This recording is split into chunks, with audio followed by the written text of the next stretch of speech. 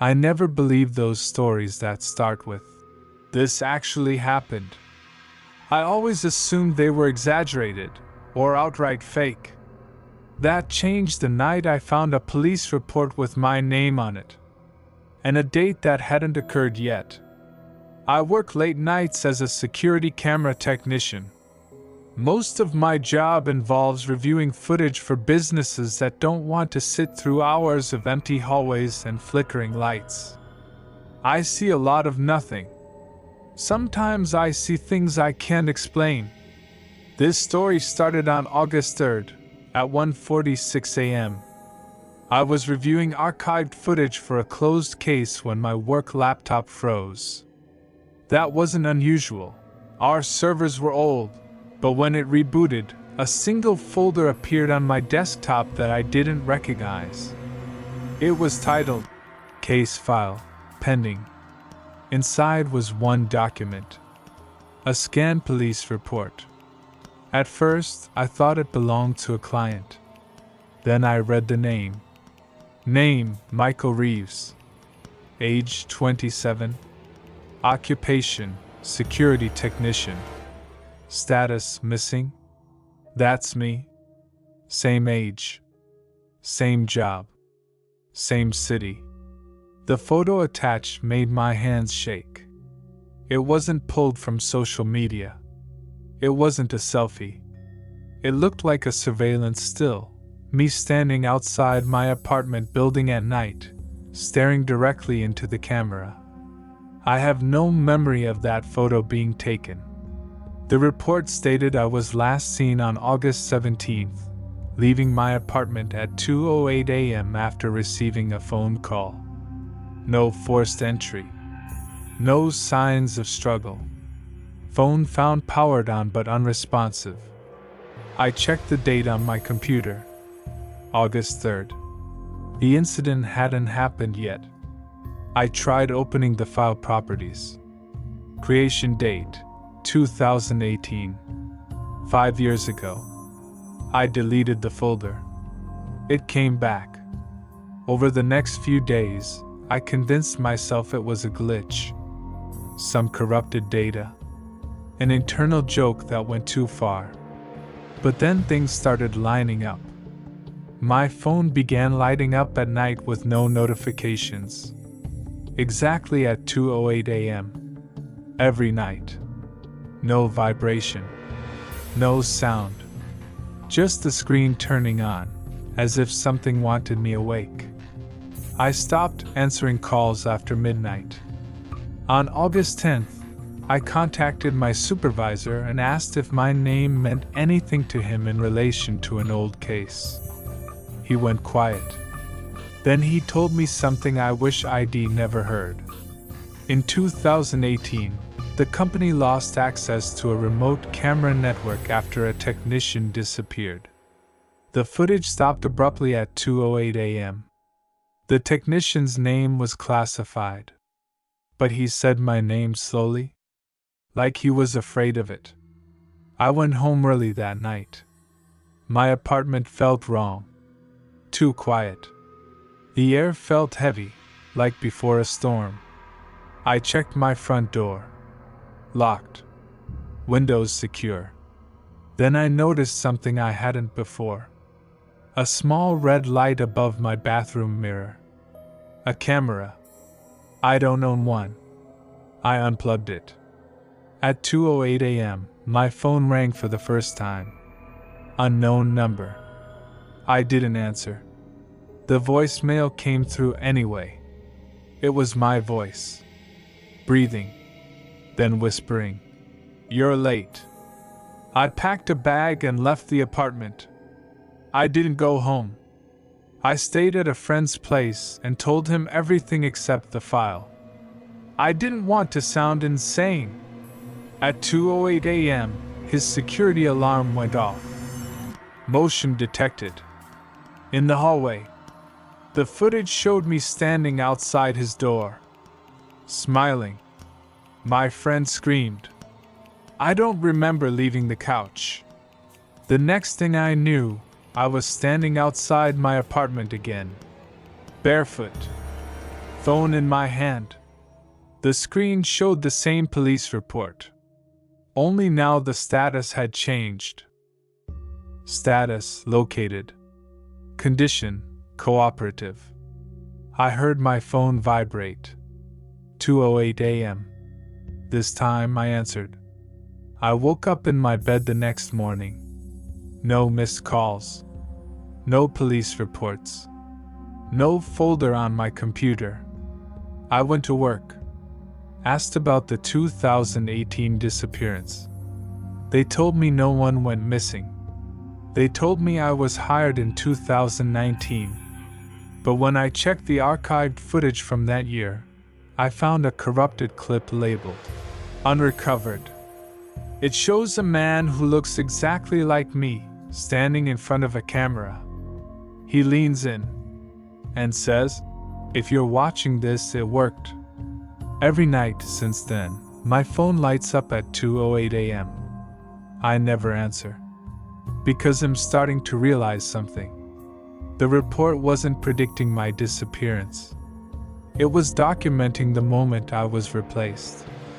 This story is based on real archived security footage anomalies, missing persons records, and first-hand accounts.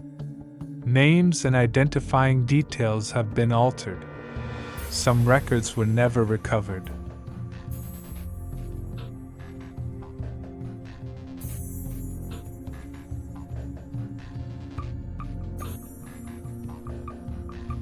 I'm writing this because the case file doesn't exist anymore.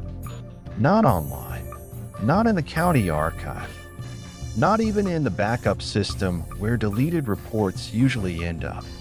I checked more than once. According to official records, Evan Miller was never reported missing, but I helped search for him, and whatever took him is still out there. I volunteered with search and rescue in a rural mountain town in northern Washington. We weren't professionals, just locals trained to help when hikers got lost or injured. Most calls were predictable. Someone twisted an ankle. Someone underestimated the weather. Someone didn't bring enough water. Evan's case was supposed to be like that. He was a 26-year-old software engineer from Seattle who drove out alone to hike a lesser-known trail in late October. The weather was cold but clear. He texted his girlfriend that he'd be back before dark. He never came back. His car was found parked neatly at the trailhead. No damage. No signs of struggle. His wallet was inside. His phone was gone. That last part bothered us more than it should have. We started searching the next morning. The trail itself was unremarkable, narrow, winding, and poorly marked once you passed the first mile. Dense trees swallowed sound. Even your own footsteps felt muted.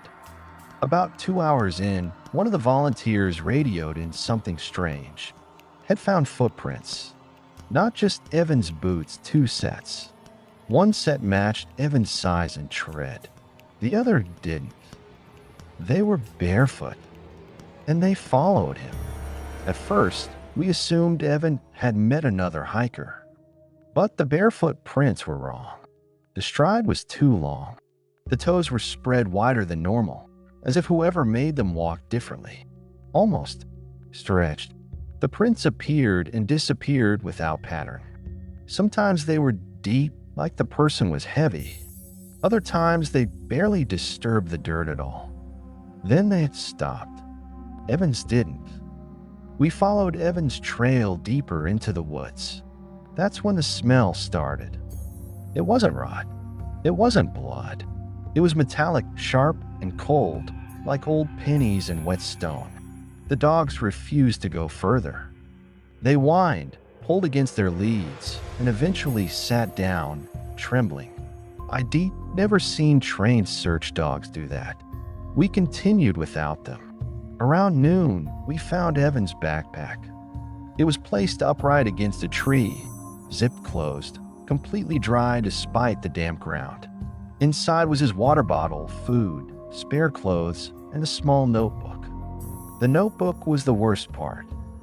The first few pages were normal. Trail notes, sketches, reminders. Then the handwriting changed. The letters became cramped and uneven, as if written in a hurry. I keep hearing footsteps behind me, but no one answers when I turn around. A few pages later, I think it's copying me. The last entry was written so hard the pen tore the paper. It doesn't have a face. That's when the radio static started. Every channel, every frequency, just breathing. Slow, wet, close. Someone whispered my name. Only me. We regrouped and decided to pull back. That should have been the end of it. Log the findings, mark the case as suspicious, and hand it off to law enforcement. But something followed us out of the woods. I know because the barefoot prints came back. They circled our boot tracks, then walked directly over them. The official search was called off 3 days later. No body, no explanation. The sheriff ruled it a voluntary disappearance. Then the files vanished. Emails bounced. Logs were missing timestamps. Photos from the scene corrupted themselves. One volunteer claimed he never participated, even though I had a picture of him at the trailhead. The picture is gone now. 2 weeks after the search ended, I received a voicemail. It was Evan's voice, but distorted, stretched, like it was being pulled through something narrow. He whispered, "I learned how to walk like it." The call lasted exactly 2 minutes and 17 seconds. I checked my phone records. There was no incoming call. Months passed. Life moved on. I quit search and rescue. Then the footprints started appearing near my house. Barefoot, long strides, always stopping just short of my door. Last night, my phone buzzed at 2:17 a.m. A text message appeared from an unknown number. "You forgot your notebook." There's mud on my floor, and something breathing behind me. If you're listening to this and thinking about hiking alone, don't. And if you ever hear footsteps matching yours exactly, stop walking, because it already knows how you move.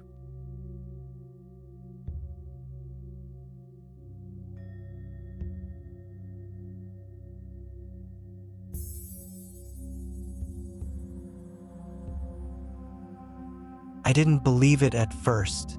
That's the thing about stories labeled based on a true story. You assume it's exaggeration, a hook, clickbait, something stretched just enough to sound real. But this one wasn't a story. It was a police report, and I wasn't supposed to find it. I work nights at a small public records office in a rural town that barely shows up on Google Maps. Most of my job is boring, scanning old documents, digitizing dusty case files, uploading zoning permits no one will ever read. At 2:17 a.m. on a Tuesday, while indexing records from 1998, I noticed a folder that didn't belong. No barcode, no catalog number, just a plain manila folder wedged behind a filing cabinet that hadn't been moved in decades. Written on the tab in faded red ink were 3 words: "Do not dig." At first, I thought it was a joke, some clerk with a sense of humor. Then I opened it. The first page was a missing persons report dated October 12, 1998. Name: Daniel Mercer, age 11. Status: unresolved. Location: Pine Ridge Trail, approximately 3 miles north of town. I froze because Pine Ridge Trail runs directly behind my house. According to the report, Daniel went missing during a family camping trip. Search and rescue found no footprints leading away from the campsite. No signs of a struggle, no blood. But that wasn't what bothered me. It was the margin notes. Someone had scribbled frantic handwriting along the edges of the official typed document. Subject: heard movement beneath ground. Child reports someone knocking from below. Do not dig, command order. I flipped the page. That's when I realized this wasn't just a missing persons case. It was an incident report. Page 2 detailed interviews with the search team. One volunteer claimed he felt the ground vibrate lightly, like breathing. Another said his radio picked up voices that weren't on any known frequency, just muffled sobbing and something that sounded like scratching. The official explanation was equipment malfunction, but someone crossed that out hard. Underneath, written in block letters, IT was answering. I should have stopped reading. I didn't. The third page described what they found on the fourth night of the search. At 3:42 a.m., dogs began barking and refused to approach a specific area near a cluster of old pine trees. Thermal imaging showed a heat signature underground, human-shaped, alive. They marked the spot for excavation. That's when the order came down from higher up. No digging. Terminate search. Seal area. The boy was declared missing. Case closed. But erase the part they never released. Tucked into the back of the folder was an audio transcript. Labeled, Recovered Recording, Ranger Station 3. It was a 911 call placed from a ranger's radio. He'll never forget reading it. We can hear him. He's not above ground. He's under us. He keeps saying my name. I didn't tell him my name. How does he know my name? The call ended abruptly. The ranger later resigned. By the time I finished the file, it was nearly 4 a.m. I locked the folder back where I found it. I didn't sleep when I got home. At 6:12 a.m., I heard it. 3 slow knocks from beneath my bedroom floor. At first, I told myself it was pipes. Old houses make noise. Then the knocking happened again. 3 knocks. Pause. 3 knocks. Perfectly spaced. Deliberate. I lay frozen in bed, staring at the floorboards as the sound moved, slowly, toward the hallway. And then I heard a voice. Muffled. Strained. Can you hear me? I couldn't breathe. The voice wasn't a child's. It was older. Wrong. Like something trying to remember how people sound. I didn't go to work that night. Instead, I searched online for Daniel Mercer. There were no articles, no news stories, but there was a forum post from 2009, buried deep in an abandoned message board. Title, They Told Us Not to Dig. The post was from a man claiming to be part of the original search team. He said the thing underground wasn't Daniel anymore. He said it learned by listening. By the time they realized that the voice calling for help wasn't human, it was too late. It had already started calling people by name. That night, the knocking came back. Louder, closer. This time, it came with pressure. The floor bowed inward slightly, like something pressing up from below. And the voice said, I'm almost out. I called the police. They arrived fast. Too fast. They didn't ask many questions. They just told me to pack a bag and leave. As I was being escorted out, I noticed one of the officers staring at the ground near the pine trees behind my house. He whispered something under his breath. I asked him what he said. He looked at me, pale, and replied, It's closer than it was last time. I don't live there anymore. The house is gone now. Condemned, demolished, the land fenced off. Officially, it's due to unstable ground. But sometimes, late at night, I still get voicemails. No number, just breathing, and faint, rhythmic knocking. 3 times. Pause. 3 times. And a voice that sounds more like me every time it speaks says, Don't dig.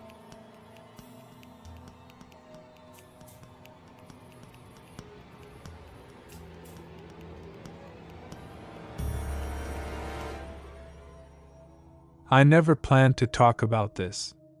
In fact, the only reason I'm writing it now is because what happened to me wasn't isolated, and if I don't get this out there, someone else might make the same mistake I did.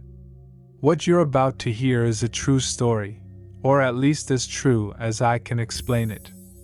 I've changed names and locations, but everything else happened exactly the way I remember.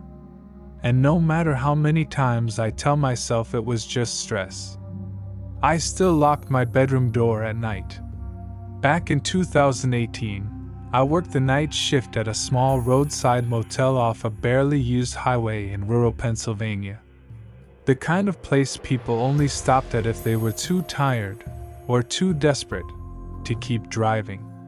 There were 12 rooms total. No cameras in the hallways. No security. Just me behind the front desk from 10 p.m. to 6 a.m., alone with the hum of flickering fluorescent lights and the sound of trucks passing in the distance. The owner told me something during training that stuck with me. If anyone asks for room 6, don't give it to them. I laughed, assuming it was a joke. He didn't laugh back. He just said, "It's been out of order for years." That should have been the end of it. It wasn't. About 2 weeks into the job, strange things started happening. Small things at first. The phone would ring at exactly 2:17 a.m. every night. When I picked it up, there was no one there. Just breathing. Slow. Deliberate. I told myself it was a prank call. Then guests started complaining. One man swore someone knocked on his door at 3 a.m. and whispered his name. Another said the TV turned on by itself, showing static, except the static looked like it was moving toward him. Every complaint came from rooms near room 6. The locked room. One night, curiosity got the better of me. At around 1:45 a.m., I took the master key and walked down the hallway. The carpet smelled damp, like mildew and copper. The air felt wrong, heavier, like it was pressing against my chest.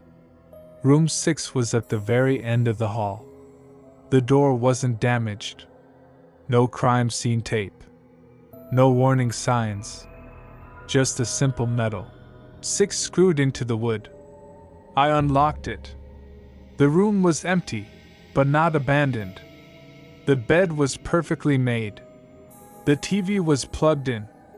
The lamp worked. But the mirror above the sink, it wasn't reflecting the room correctly.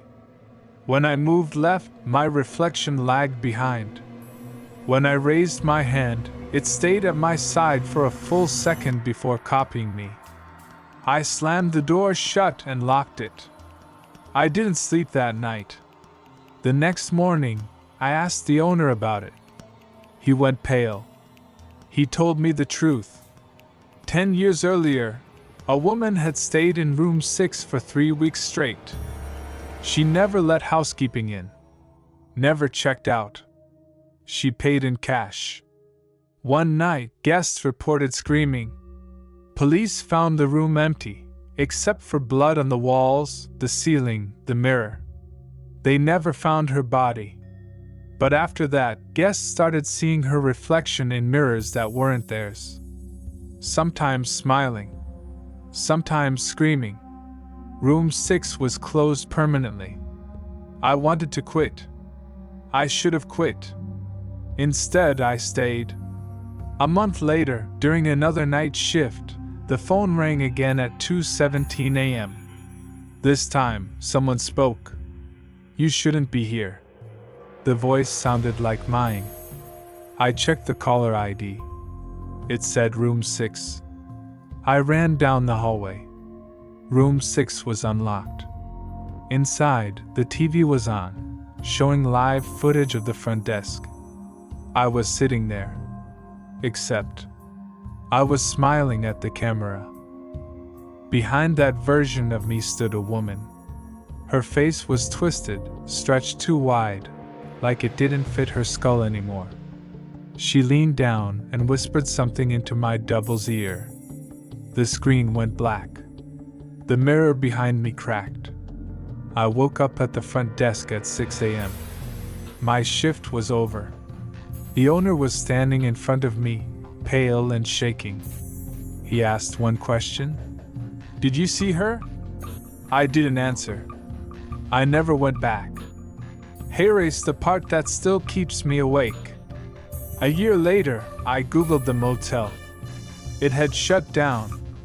But buried in an old forum, I found a post from someone claiming they stayed there in 2009. They mentioned room 6.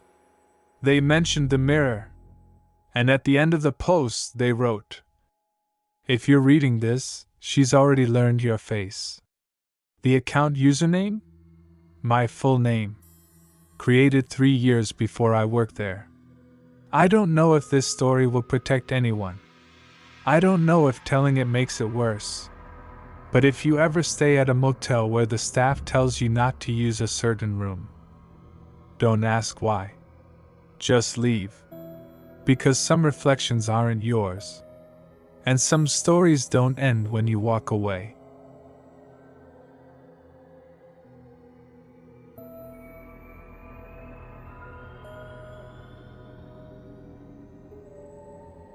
I didn't believe the email at first. It came from an untraceable address. No name, no signature, just a subject line that read, "This was never meant to be public." Attached was a single audio file labeled Case 401B interview tape. At the time, I worked nights digitizing old police records for a private archive company. Most of what I handled were routine interviews, cold cases that went nowhere, and evidence logs that hadn't been touched in decades. So I assumed this was just another file that slipped through the cracks. I was wrong. And if you're hearing this story now, that means someone else decided it should finally be heard. The audio started with heavy static. Then a man's voice. Calm. Professional. Interview begins at 2:17 a.m. Subject is refusing to provide a name. For the record, subject was found wandering Route 19 near Blackwood Forest. No ID. No signs of intoxication. There was a pause. Then another voice, quiet, shaking. You have to understand. I wasn't running from something. I was running from someone who shouldn't exist anymore. That line alone made my stomach tighten. I leaned closer to my headphones. The man explained that earlier that night, he had been driving home from a late shift when his car stalled just outside Blackwood Forest, a place locals avoided, not because of superstition, but because of how many people had gone missing there over the years. He said his phone lost signal instantly. No bars, no GPS, no clock, just darkness. Then he saw headlights behind him. At first, I thought it was a tow truck, the man said. But the lights weren't right.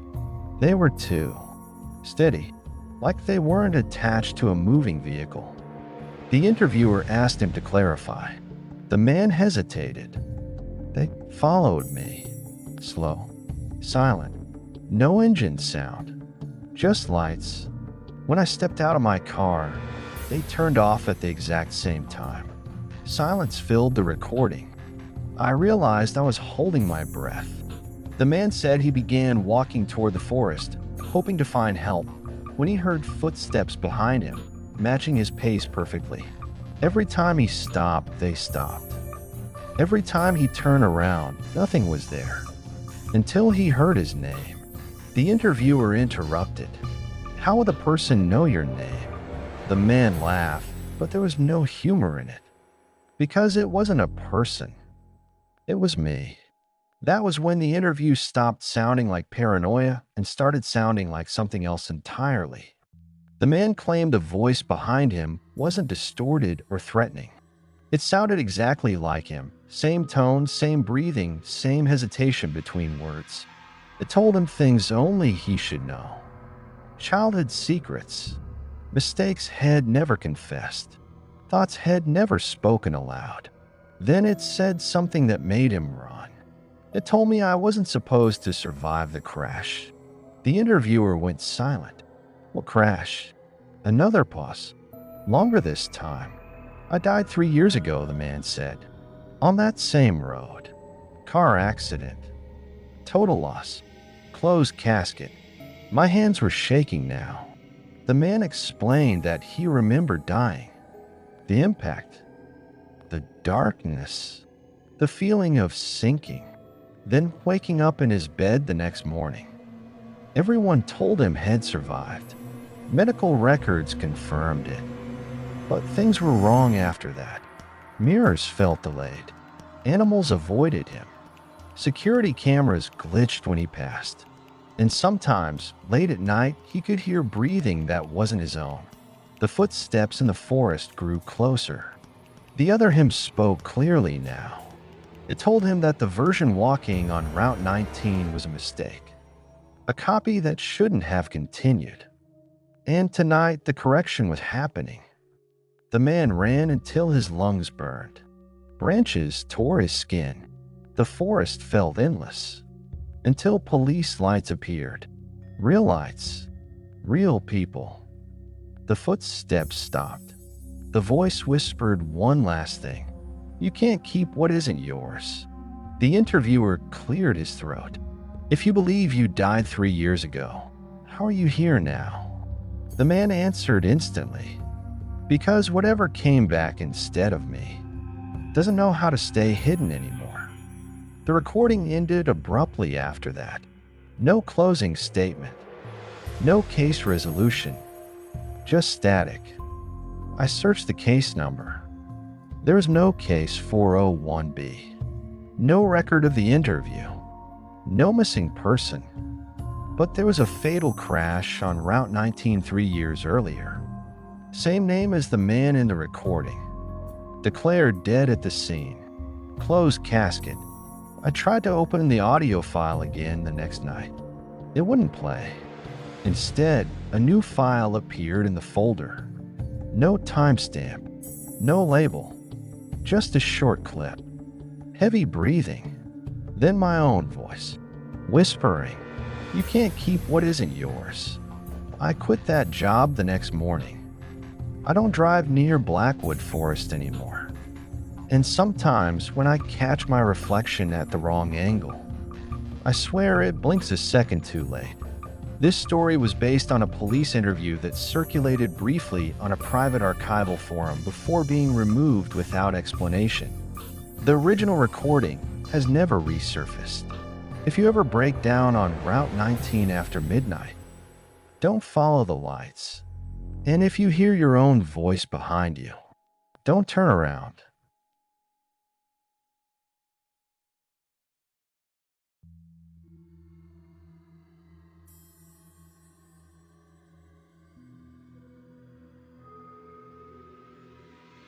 I didn't believe the story at first.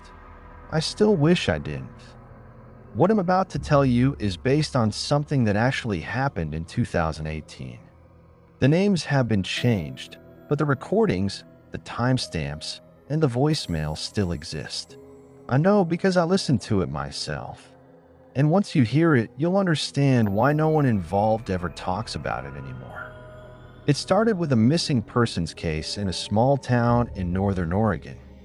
The kind of town where nothing ever happens. One grocery store. One high school. Everyone knows everyone else's business.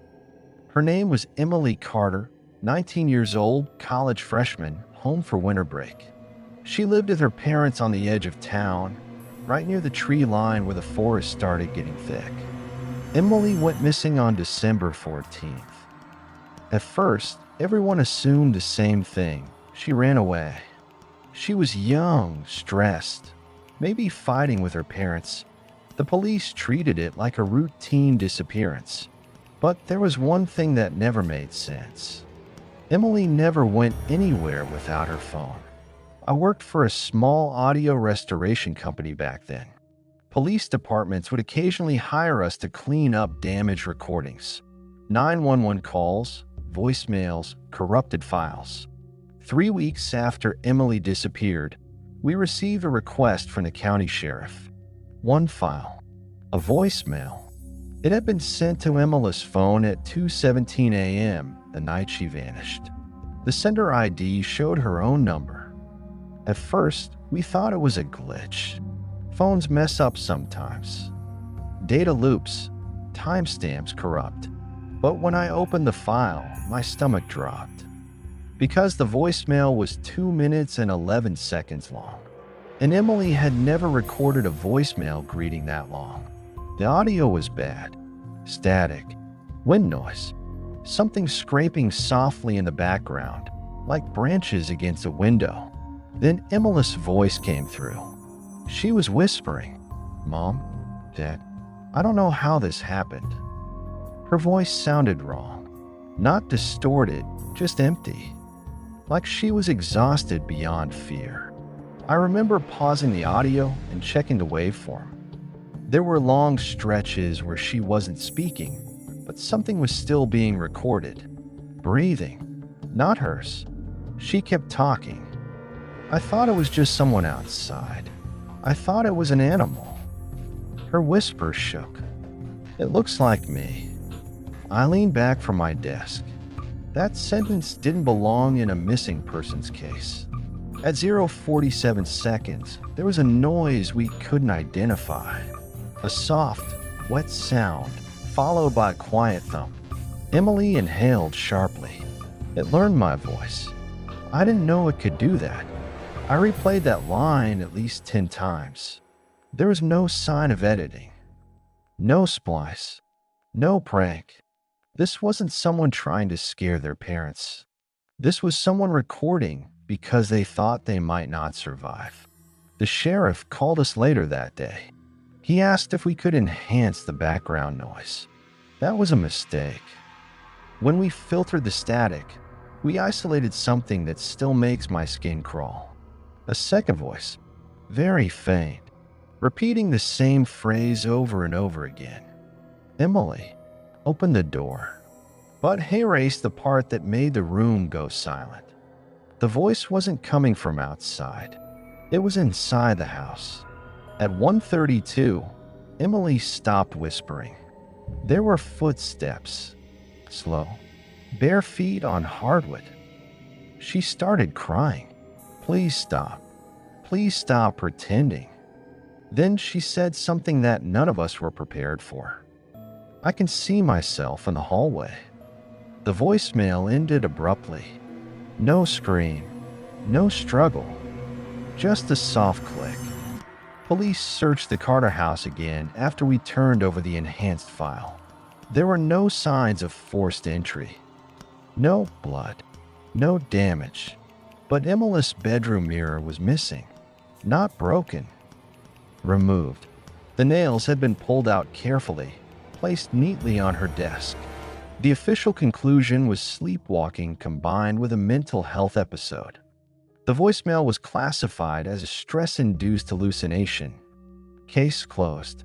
But that wasn't the end. 6 months later, Emily's mother received a call from Emily's number. She didn't answer. Instead, she let it go to voicemail. The message was exactly 2 minutes and 11 seconds long, the same length as the first one. She never listened to it. She deleted it immediately. They moved out of the house a week later. The property still hasn't sold. I quit my job shortly after. Not because of Emily, but because 2 weeks later, I checked my phone at 2:17 a.m. I had a missed call from my own number. And sitting in my voicemail inbox was a new message, length 211. I haven't listened to it. I don't keep mirrors in my apartment anymore. And if you're hearing this story late at night and your phone buzzes, don't answer. Because whatever learned her voice is still learning.